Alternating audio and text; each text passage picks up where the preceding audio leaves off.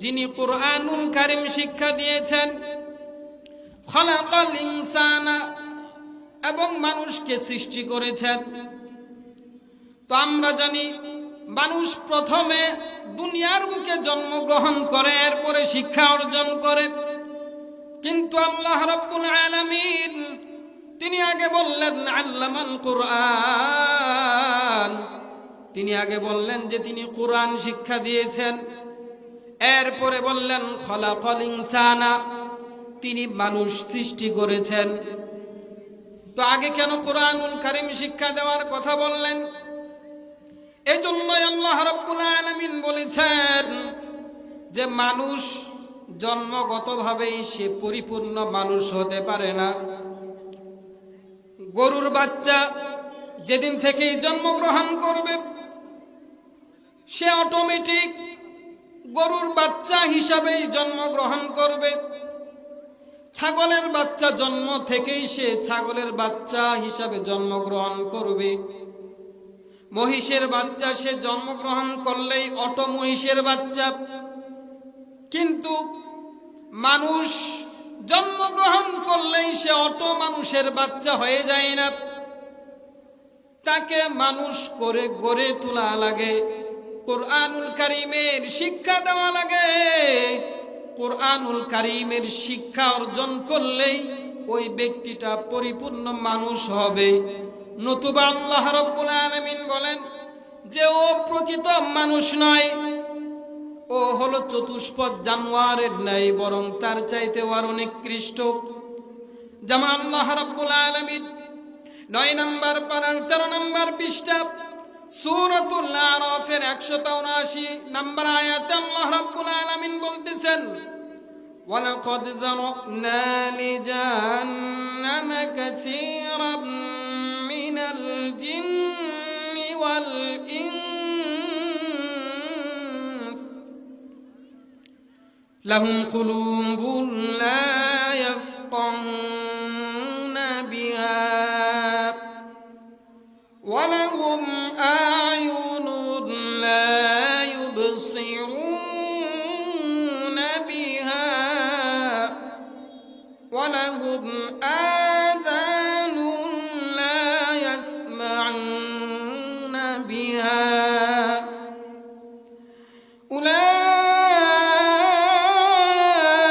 উলাইকা কাল আনআম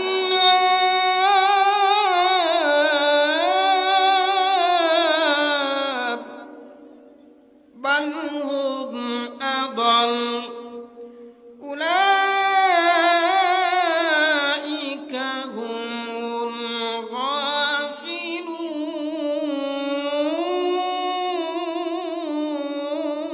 গাফিলুন।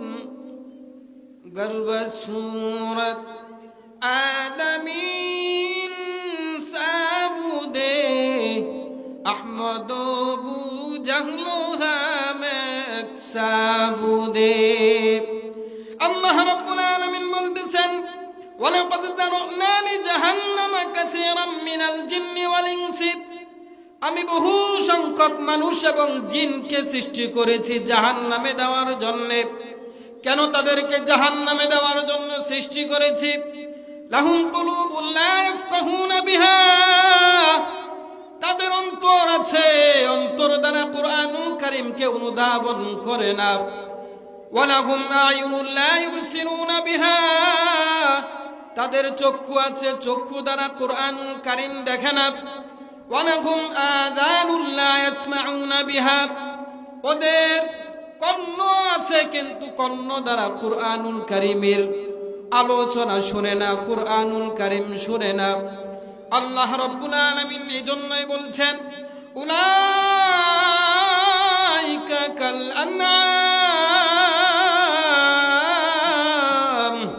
এরা হলো চতুষ্পদ জন্তুর ন্যায়। বাল হুম আদাল, বরং তাদের চাইতেও আরো নিকৃষ্ট। কুরআনুল কারীমের শিক্ষা না থাকলে আল্লাহ রাব্বুল আলামিন বলেছেন এরা হলো চতুষ্পদ জন্তুর ন্যায়, বরং তাদের চাইতেও আরো নিকৃষ্ট। কেন তাদের চাইতে আরো নিকৃষ্ট?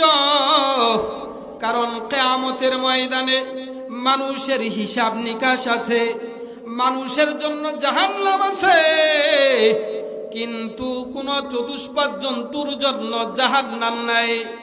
এজন্য মানুষ হলো চতুষ্পাদ জন্তুর চাইতেও আরো নিকৃষ্ট। আল্লাহ রাব্বুল আলামিন সূরাতুর রহমানে এজন্যই বললেন আল্লামাল কুরআন, যিনি কুরআনুল কারীম শিক্ষা দিয়েছেন। এরপরে বললেন খালাকাল ইনসান, মানুষ সৃষ্টি করেছেন। তার মানে বোঝা গেল যে ব্যক্তিটা কুরআনুল কারীম শিক্ষা করবে, যারা কুরআনের শিক্ষা অর্জন করবে, তারাই খালাকাল ইনসান, প্রকৃত মানুষ তারাই হতে পারবে। সুবহানাল্লাহ। আল্লাহ রাব্বুল আলামিন যারা কুরআনুল কারীম শিক্ষা অর্জন করবে শুধু তাদেরকে প্রকৃত মানুষ বলে শুধু আখ্যা দেন নাই, আল্লাহর রাসূল সাল্লাল্লাহু আলাইহি ওয়াসাল্লাম শুধু প্রকৃত মানুষ বলেন নাই। আল্লাহর রাসূল সাল্লাল্লাহু আলাইহি ওয়াসাল্লাম সহিহ বুখারীর 4836 নম্বর হাদিস শরীফের ভেতরে ইরশাদ করেন, খায়রুকুম মান তাআল্লামাল কুরআন ওয়া আল্লামা, যারা কুরআনুল কারীম শিখবে এবং শিখাবে তারা হলেন শ্রেষ্ঠ। শুধু তারা শ্রেষ্ঠ নয়, এই কুরআনুল কারীমের সাথে সম্পর্ক যাদের, তারাই হন শ্রেষ্ঠ। এই কুরআনুল কারীম 104 খানা কিতাবের মধ্যে এই কুরআনুল কারীম হলো শ্রেষ্ঠ কিতাব। এই কুরআনুল কারীম যে পয়গম্বরের উপরে নাযিল হয়েছে, সরওয়ারে কায়নাত পয়গম্বর আমাদের নবী জনাব হযরত মুহাম্মদুর রাসূলুল্লাহ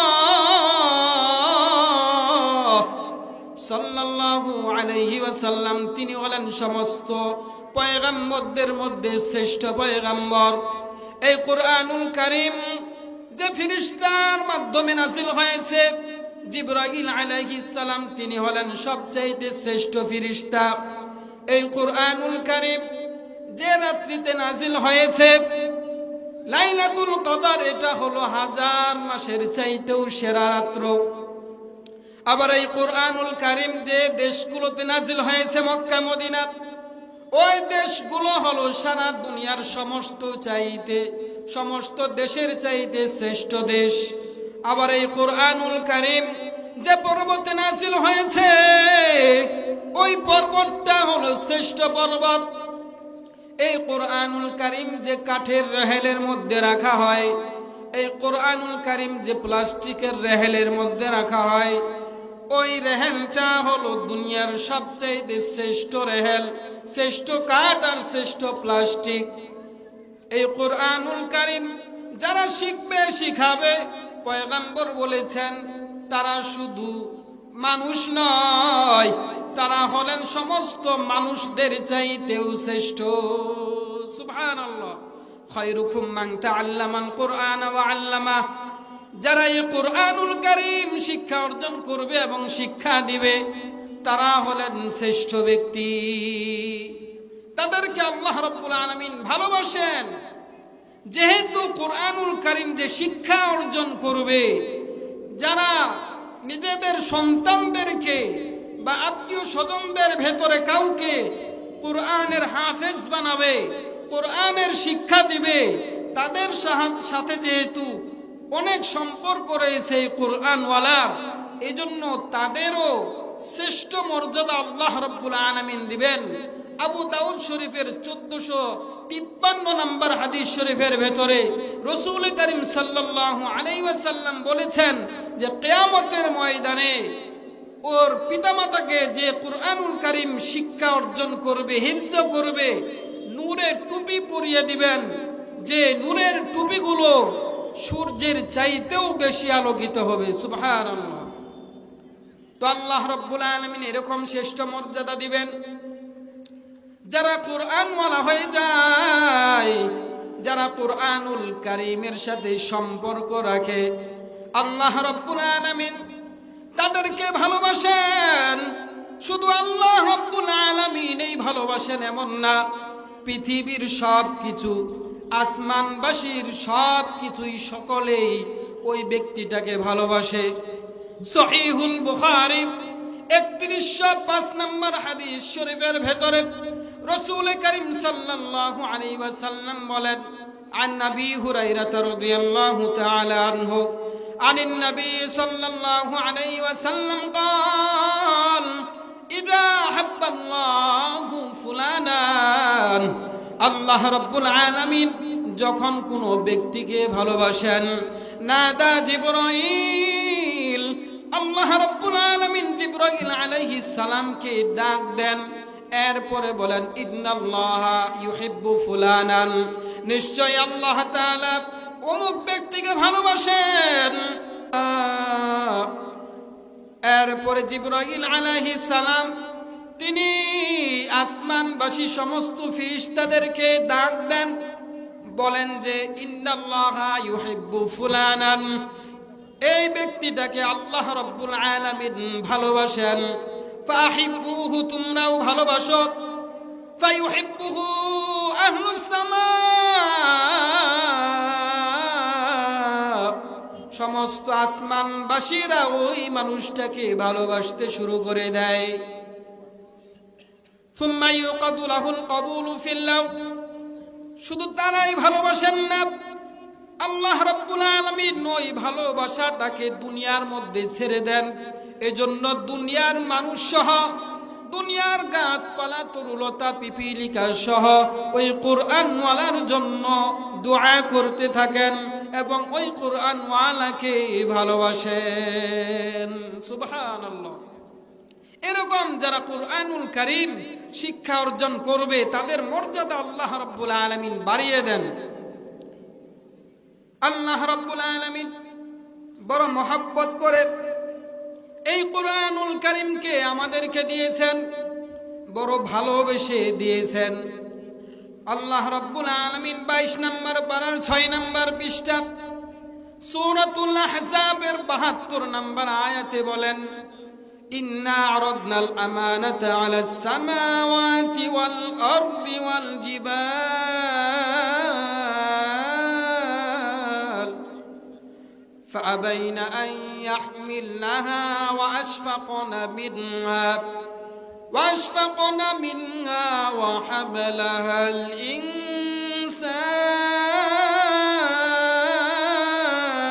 الإنسان إنه كان ظلوما جهولا। আল্লাহ রাব্বুল আলামিন বলেন, ইন্না আরাদনাল আমানাতা আলাস সামাওয়াতি ওয়াল আরদি ওয়াল জিবাল, আমি আল্লাহ রাব্বুল আলামিন এই কোরআনকে, এই কোরআনের বিধানকে সর্বপ্রথম আমি আল্লাহ রাব্বুল আলামিন আসমানকে বলেছিলাম যে এর আমানত তুমি নাও। সপ্তম আসমান অস্বীকার করেছে। এরপরে আমি আল্লাহ রাব্বুল আলামিন এই কোরআনের আমানত নেওয়ার জন্য জমিনকে বলেছি, এই কোরআনের আমানত তুমি নাও। জমিন এই কোরআনের আমানত নিতে অস্বীকৃতি জানিয়েছে। এরপরে আল্লাহ রাব্বুল আলামিন বলেন, আমি এই কোরআনের আমানত মানুষকে নিতে বলেছি। মানুষ এই কোরআনের আমানত নিতে স্বীকারোক্তি দিয়েছে। মানুষ স্বীকার করেছে যে আমি কোরআনের আমানত বহন করতে রাজি আছি। সুবহানাল্লাহ। আমরা যদি এই আয়াতকে লক্ষ্য করি তাহলে দেখতে পাবো যে আল্লাহ রাব্বুল আলামিন প্রথমে আসমানকে বলেছেন কোরআনের আমানত নেওয়ার জন্য, এরপরে জমিনকে বলেছেন, এরপরে মানুষকে বলেছেন। তো দুনিয়ার নিয়ম অনুযায়ী আমরা যদি কারো কাছে 1 লক্ষ টাকা রাখতে চাই আর ওই ব্যক্তিটা যদি অস্বীকৃতি জানায়, তখন আমরা কি করব? যার কাছে সংরক্ষণ থাকবে জিনিসটা, যে সেটাকে সুন্দর করে আমানতের সাথে রাখতে পারবে, তাকেই আমরা ওই জিনিসটাকে আমানত দিব। আর যদি সে অস্বীকৃতি জানায় তাহলে তার চাইতে বড় কারো কাছে রাখার জন্য আমরা বলবো। কিন্তু আল্লাহ রাব্বুল আলামিন তিনি ওইরকম করেন নাই। আল্লাহ রাব্বুল আলামিন আস্তে আস্তে নিচের দিকে নেমেছেন। প্রথমে আসমানকে বলেছেন, আসমান তুমি কোরআন কারীমের আমানত নাও। আসমান যখন অস্বীকৃতি জানিয়েছে, আল্লাহ রাব্বুল আলামিন জমিনকে বলেছেন, জমিন তো আরো আসমানের চাইতে ছোট। এরপরে আল্লাহ রাব্বুল আলামিন জমিন যখন অস্বীকৃতি করেছে, অস্বীকৃতি জানিয়েছে, তখন মানুষকে আল্লাহ রাব্বুল আলামিন বলেছেন। মানুষ তখন এই আমানতকে গ্রহণ করেছে। আল্লাহ রাব্বুল আলামিন আস্তে আস্তে নিচের দিকে নামার কারণ হলো এটাই যে আল্লাহ রাব্বুল আলামিন এই মানুষকে কুরআনুল কারীমের আমানত দান করবেন। সুবহানাল্লাহ। এই কুরআনুল কারীম বহন করা এত সহজ বিষয় নয়। এই কুরআনুল কারীম দিলে ধারণ করা সহজ বিষয় নয়। এই কুরআনুল কারীম দিলে ধারণ করা অনেক কঠিন বিষয় ছিল। আল্লাহ রাব্বুল আলামিন সূরা হাশরের 21 নম্বর আয়াতে বলেন, বিসমিল্লাহির রহমানির রহিম,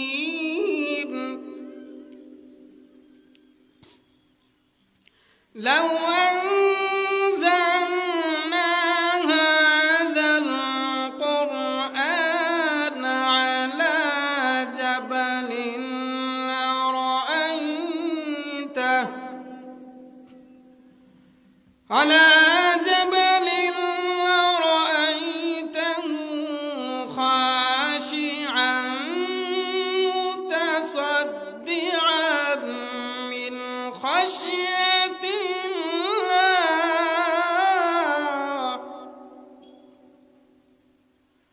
وتلك الأمثال نضربها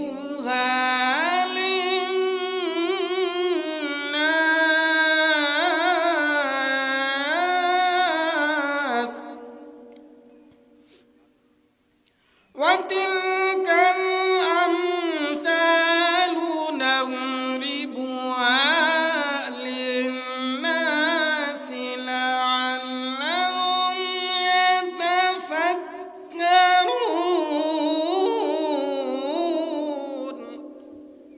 الله رب العالمين বলতেছেন, লাউ আনজালনা হাযাল কুরআন আলা জাবালিন, আমি যদি এই কুরআনুল কারীমকে কোন পর্বতের ভেতরে নাজিল করতাম, আমি যদি এই কুরআনুল কারীমকে কোন পাহাড়ের উপরে নাজিল করতাম, তাহলে এই পাহাড়টা আল্লাহ তাআলার ভয়ে চূর্ণ বিচূর্ণ হয়ে যেত।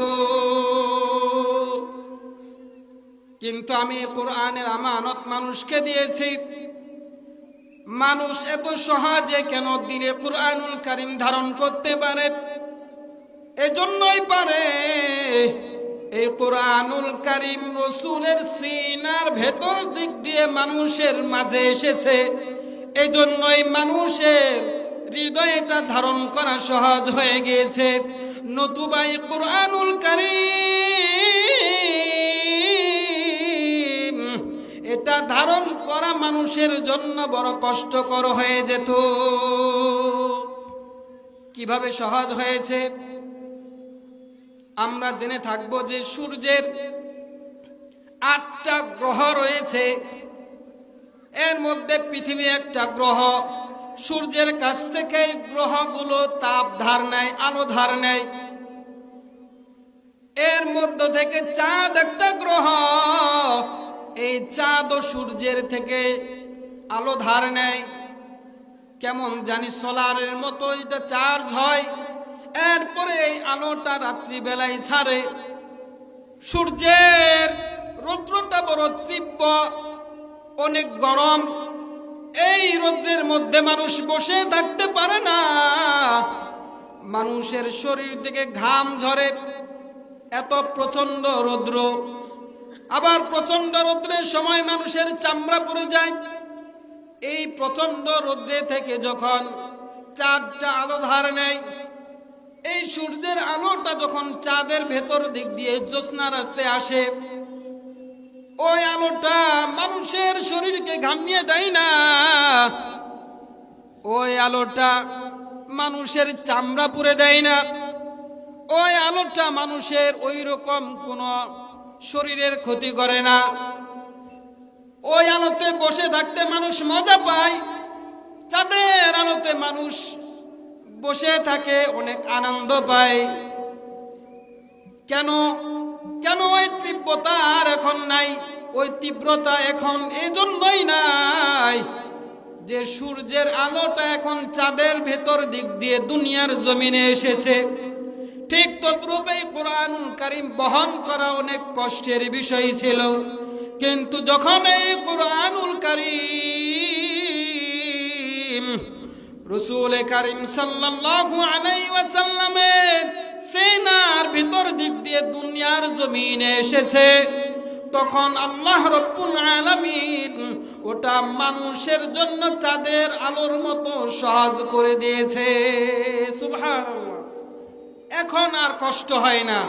এখন 7 বছরের বাচ্চা সেও কুরআনুল কারীম মুখস্থ করে নিতে পারে। এজন্য আমাদের উচিত এই সমস্ত মর্যাদা পাওয়ার জন্য আমাদের সন্তানদেরকে মাদ্রাসায় পড়ানো, কুরআনুল কারীমের হাফেজ বানানো।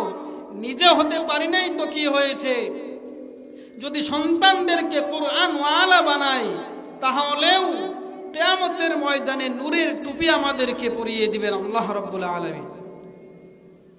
এজন্য এই কুরআনুল কারীমের পক্ষে সকলকে থাকতে হবে। এই কুরআনুল কারীম আল্লাহ রাব্বুল আলামিন মানুষের হেদায়েতের জন্যই নাজিল করেছেন। বড় দয়া করে মায়া করে কুরআনুল কারীম আল্লাহর রাসূলকে দিয়েছেন, যাতে করে রাসূল কারীম সাল্লাল্লাহু আলাইহি ওয়াসাল্লাম এই কুরআন দ্বারা মানুষকে হেদায়েতের পথে নিয়ে আসেন। আর এটাই আল্লাহ রাব্বুল আলামিন সূরাত ইব্রাহিমের শুরুতেই বলেন যে এইটা আমি কি দিলাম বান্দা শোন শোন, এমন কোন কিতাব আমি আল্লাহ আমার রাসূলকে দিলাম, ও বান্দা শোন শোন। কিতাবুন আনজালনাহু ইলাইকা লিতুখরিজান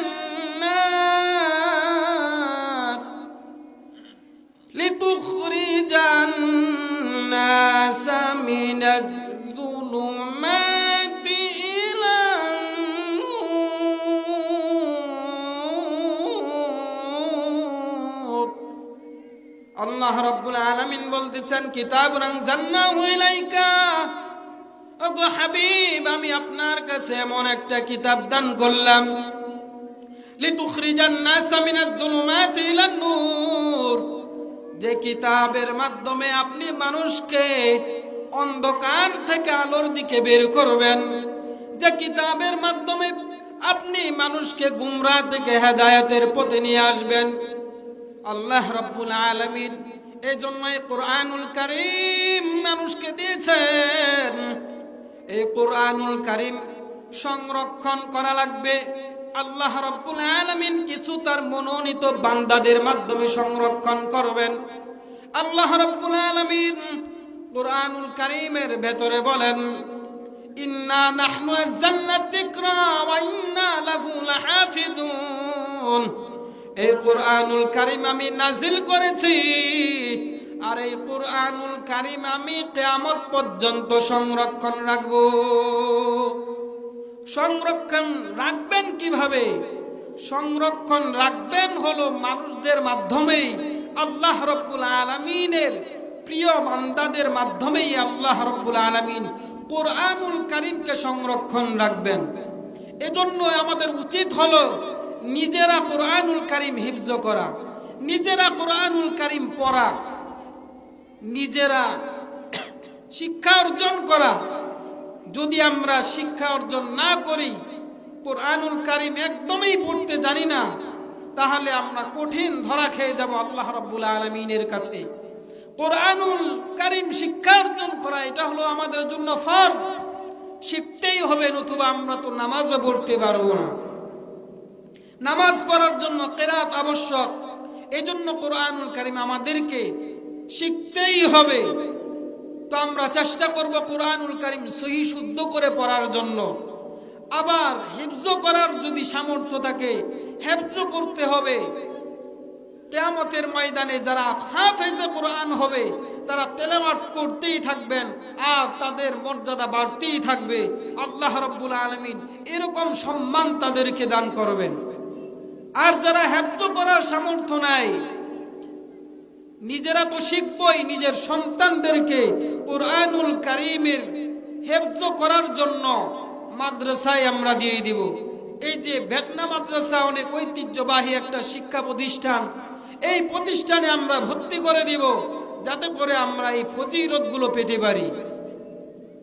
কোরআনওয়ালা আমরা হব, আমাদের মাধ্যমে আল্লাহ রাব্বুল আলামিন কোরআনুল কারীম হেফাজত করবেন।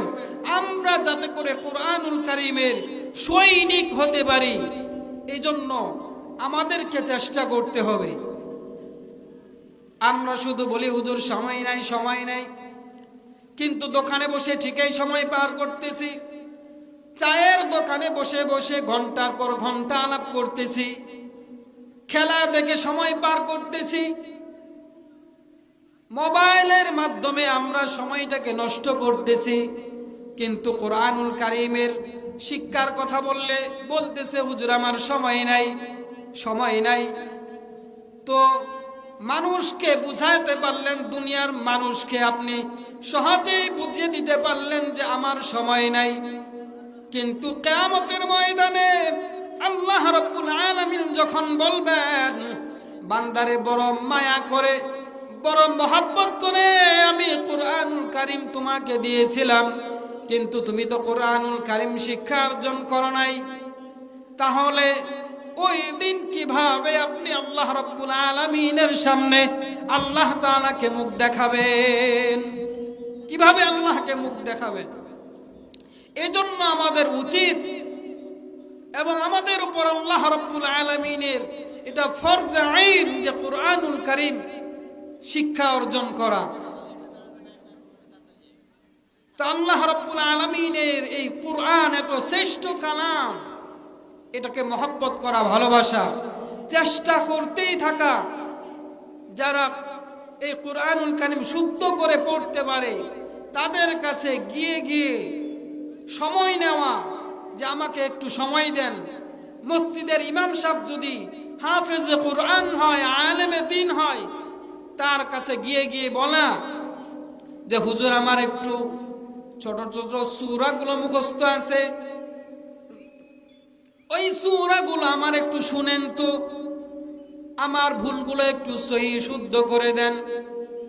এরকম তাদের কাছ থেকে সময় চেয়ে নেওয়া। আমরা যদি এভাবেও সময় দেই মসজিদের ভেতরে, আমাদের ইমাম সাহেবদেরকে, খতিব সাহেবদেরকে যদি আমরা বলে বলে যদি সময় নেই, দেখা যাবে এক পর্যায়ে আমাদের অন্তত নামাজের যে সূরাগুলো আছে ওই সূরাগুলো দেখা যাবে যে আস্তে আস্তে সহি শুদ্ধ হয়ে যাবে। আমরা সহি শুদ্ধভাবে নামাজ আদায় করতে পারবো, আমরা সহি শুদ্ধভাবে কোরআনুল কারীম তেলাওয়াত করতে পারবো। এজন্য আমাদের এগুলো উচিত। নিজেরা শিখব, নিজেরা হাফেজে কোরআন হওয়ার চেষ্টা করব। নিজেরা যদি না পারি, আমাদের সময় যদি চলে গিয়ে থাকে, বয়স বেশি হয়ে গিয়েছে, তাহলে সন্তানদেরকে হাফেজে কোরআন বানাবো। আত্মীয় স্বজনের মধ্যে কেউ থাকলে তাকে আমরা কোরআনের হাফেজ বানাবো। নিজেরা এখন তো শিখার ব্যবস্থা আছে, বয়স হয়ে গিয়েছে, তো তাবলীগে গিয়ে আমরা কোরআনুল কারীম সহি শুদ্ধ করতে পারবো। ওখানে এরকম কোরআনুল কারীমের মশক হয়, ওখানে আপনার ভুলগুলো সহি শুদ্ধ হবে। এভাবে করে করে আমরা যদি সময় দেই, তাহলে দেখা যাবে আমরাও একদিন কোরআনুল কারীমের সৈনিক হয়ে যাব। যে ফজিলতগুলো বলেছেন, এই ফজিলতগুলো আমরাও পাবো। তো আমি আর আলোচনা দীর্ঘায়িত করব না, যেহেতু সময় একদম শেষের দিকে। তো শেষে শুধু আমি এই আরজটুকু করেই আমার আলোচনা এখানেই শেষ করে দিব যে আমরা যারা এখানে রয়েছি, আমাদের অনেক পুরাতন এবং অনেক ঐতিহ্যবাহী একটা প্রতিষ্ঠান ভেটনা মাদ্রাসা। আমার প্রত্যেকটা মা বোনের কাছে বা প্রত্যেকটা মুসলিম ভাইয়ের কাছে আরজ থাকবে যে আমরা এক একজন করে সন্তান হইলেও আমাদের মাদ্রাসায় দিব। আমরা যদি জেনারেল পড়াইতেও চাই, সন্তানদেরকে অন্তত 5-6 বছর মাদ্রাসায় পড়াবো, যাতে করে সহি শুদ্ধভাবে তার কুরআনুল কারীমটা শিক্ষা অর্জন হয়ে যায়, যাতে করে জেনারেল লাইনে গিয়ে সে সহি শুদ্ধভাবে নামাজ পড়তে পারে, রোজা রাখতে পারে, দ্বীনের উপর চলতে পারে, মুসলিম হিসাবে পরিচয় দিতে পারে। এমনকি আপনার জানাজার নামাজে সহি শুদ্ধভাবে দোয়াটা পড়তে পারে, আপনার জানাজার নামাজটা পড়াইতে পারে। এই জন্যই আমরা সন্তানদেরকে মাদ্রাসায় দিব। যে আলোচনা হইল, যতটুকু কথা বললাম, আল্লাহ রাব্বুল আলামিন আমাকে সহ আপনাদের সকলকে আমল করার তৌফিক দান করুন। আমিন। ওয়া আখিরু দাওয়ানা আলহামদুলিল্লাহি রাব্বিল আলামিন। সুবহানাল্লাহি ওয়া বিহামদিহি, সুবহানাকাল্লাহুম্মা ওয়া বিহামদিকা, আশহাদু আল্লা ইলাহা ইল্লা আনতা, আস্তাগফিরুকা ওয়া আতুবু।